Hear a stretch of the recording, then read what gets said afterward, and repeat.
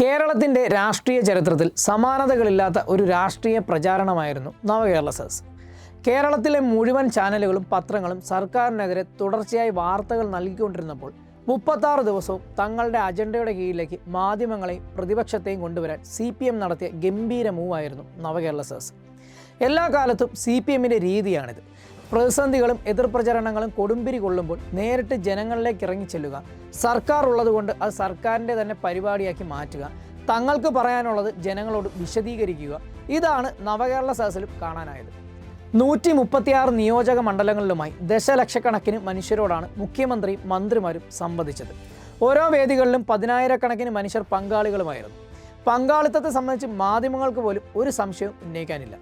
നേരിട്ട് പങ്കെടുക്കുന്നതിൻ്റെ 10 മടങ്ങ് ആളുകളാണ് മീഡിയയിലും സോഷ്യൽ മീഡിയയിലുമൊക്കെ നവകേരള സദസ്സ് കണ്ടത്. പ്രഭാത യോഗത്തിലാകട്ടെ ഓരോ പ്രദേശത്തെയും എല്ലാ വിഭാഗം ജനങ്ങളുടെ പ്രതിനിധികളെ ക്ഷണിച്ചു. അതിൽ കലാകാരന്മാർ, തൊഴിലാളികൾ, യുവ സംരംഭകർ മുതൽ വിവിധ രാഷ്ട്രീയ സാമുദായിക സംഘടനകളുടെ നേതാക്കൾ വരെ ഉണ്ടായിരുന്നു. ഓട്ടോറിക്ഷ തൊഴിലാളിയും മത്സ്യത്തൊഴിലാളിയും മുതൽ വൻ വ്യവസായികളും പ്രൊഫഷണൽസും വരെ പരിപാടിയിൽ പങ്കെടുത്ത് മുഖ്യമന്ത്രിയോടും മന്ത്രിമാരോടും സംവദിച്ചു. പ്രതിപക്ഷത്തിൻ്റെ ബഹിഷ്കരണ ആഹ്വാനം തള്ളിക്കളഞ്ഞ് ലീഗ്, കോൺഗ്രസ് നേതാക്കൾ പോലും പങ്കെടുക്കുന്നത് നമുക്ക് കാണാനായി. പൊതുവെ മന്ത്രിമാരുടെ തിരക്കിനിടയിൽ അവർ പരസ്പരം കാണുന്നത് പോലും ചിലപ്പോൾ മന്ത്രിസഭാ യോഗത്തിൽ മാത്രമാകും. ആ സാഹചര്യത്തിലാണ് എല്ലാ മന്ത്രിമാരും ഒരുമിച്ച് 36 ദിവസം ഒരു ടീമായി ഒരു ബസ്സിനുള്ളിൽ സഞ്ചരിച്ച് പ്രവർത്തിച്ചത്. പരസ്പരം മനസ്സിലാക്കിയും സൗഹൃദം പങ്കുവെച്ചും ഔപചാരികതകൾ ഒഴിവാക്കി വളരെ റിലാക്സായാണ് സഞ്ചരിച്ചത്. ഒരു ക്ലാസ്സിലെ അധ്യാപകനും കുട്ടികളും കൂടി വിനോദസഞ്ചാരത്തിന് പോയ പോലെ സിമ്പിളായാണ് നവകേരള സദസ്സ് മുന്നേറിയത്. പോയ മന്ത്രിമാരല്ല തിരിച്ചു വരുന്നത്. കൂടുതൽ ഉൾക്കാഴ്ചയും ജനകീയ ബന്ധവും ഉത്തരവാദിത്ത ബോധവും ടീം സ്പിരിറ്റുമൊക്കെ വർദ്ധിപ്പിച്ചാണ് അവരുടെ വരവ്. പ്രത്യേകിച്ച് പിണറായി വിജയൻ്റെ അച്ചടക്കവും അവർ ശീലിച്ചിട്ടുണ്ടാകും. ഇതാകട്ടെ ഇടതുപക്ഷത്തിന് മാത്രം സാധ്യമായ ഒന്നാണ്. 36 ദിവസം ജനങ്ങൾ നൽകിയ വലിയ പിന്തുണയുടെ ബലത്തിലാകും മന്ത്രിസഭ ഇനിയുള്ള 2.5 വർഷക്കാലം മുന്നോട്ട് പോവുക.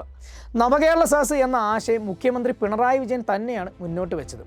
അപ്പോൾ തന്നെ അതൊരു വൻ വിജയമാകുമെന്ന് ഉറപ്പായിരുന്നു. സർക്കാർ പരിപാടികൾ എന്ന നിലയ്ക്ക് പ്രതിപക്ഷത്തെയും മുഖ്യമന്ത്രി ക്ഷണിച്ചിരുന്നു. ആ ക്ഷണം നിരസിച്ച് അഹങ്കാരം കാണിച്ച VD സതീശൻ ആന മണ്ടത്തരമാണ് കാണിച്ചത്. പ്രതിപക്ഷം കൂടി ഈ പരിപാടിയിൽ പങ്കെടുക്കാൻ തീരുമാനിച്ചിരുന്നെങ്കിൽ അവർക്ക് അതൊരു അവസരമായി മാറിയേനെ. പ്രതിപക്ഷം കൂടി പങ്കെടുത്താൽ CPMന് ഇത്രമേൽ രാഷ്ട്രീയമായി മുതലെടുക്കുവാനും കഴിയുമായിരുന്നില്ല. വലിയ നിലയിൽ വിജയിക്കും എന്ന് ഉറപ്പുള്ള ഒരു പരിപാടിയിൽ പങ്കെടുക്കാതെ മണ്ടത്തരം കാണിക്കുകയും എന്നാൽ സ്വയം പ്രഖ്യാപിച്ച വിചാരണ സദസ്സ് അമ്പെ പൊളിഞ്ഞടുങ്ങുകയും ചെയ്തു.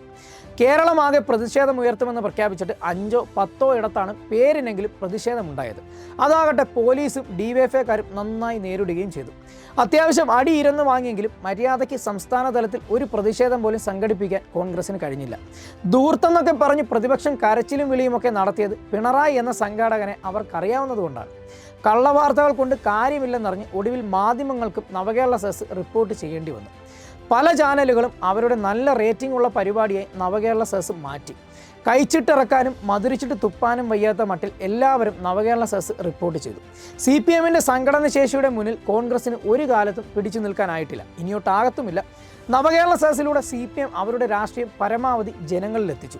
ധനകാര്യ പ്രതിസന്ധിയുടെ കാരണങ്ങളും വികസന ഇടപെടലുകളുടെ വിവരങ്ങളും ദേശീയ രാഷ്ട്രീയ പ്രശ്നങ്ങളും സംഘപരിവാർ വിരുദ്ധ ക്യാമ്പയിനുമൊക്കെ ഇതിലൂടെ ജനങ്ങളിലെത്തി. CPMൻ്റെ അണികളെ കൃത്യമായ ധാരണയുള്ളവരാക്കി മാറ്റി. എല്ലാ അർത്ഥത്തിലും അവരുടെ പാർട്ടി മെഷനറിയെ മൂർച്ചയുള്ളതാക്കി ഇത് മാറ്റിയിട്ടുണ്ട്. എണ്ണയിട്ട യന്ത്രം പോലെ പ്രവർത്തിക്കുന്ന ഒരു പാർട്ടി സംവിധാനത്തിന് കൂടുതൽ ഊർജം നൽകി തെരഞ്ഞെടുപ്പുകൾക്ക് തയ്യാറാക്കുക കൂടി ഇതിൻ്റെ ഭാഗമായി അവർ ചെയ്തിരിക്കുന്നു. പ്രതിസന്ധികളെ സാധ്യതകളാക്കി മാറ്റാനുള്ള ഇടതുപക്ഷത്തിൻ്റെ ശേഷിയാണ് നാം ഇതുവരെ തിരിച്ചറിഞ്ഞത്.